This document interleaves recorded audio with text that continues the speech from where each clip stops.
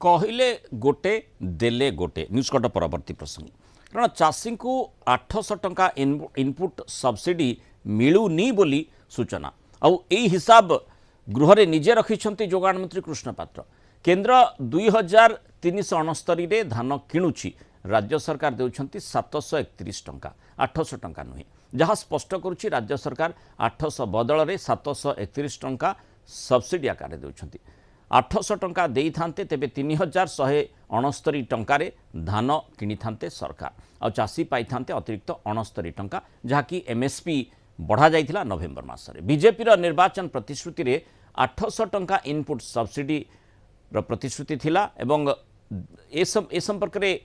BJP मध्य दाबी करुथला जे ताकू दिया जाउ छले जोगाण मंत्री उत्तर पर सरकार को असल मुखा खोली जाइछि बोली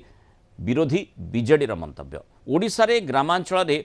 खाद्य पाई 1742 टंका खर्च होता बेले अणखाद्य पाई 1767 टंका खर्च होउछि सहरांचल खाद्य पाई 2546 टंका खर्च होता बेले अणखाद्य पाई 3469 टंका खर्च करा जाउछि आज सुधा धान किणा तथ्य ए संपर्क रे जारी करछन्ते आ वर्तमान सुधा मंडी को आसीछि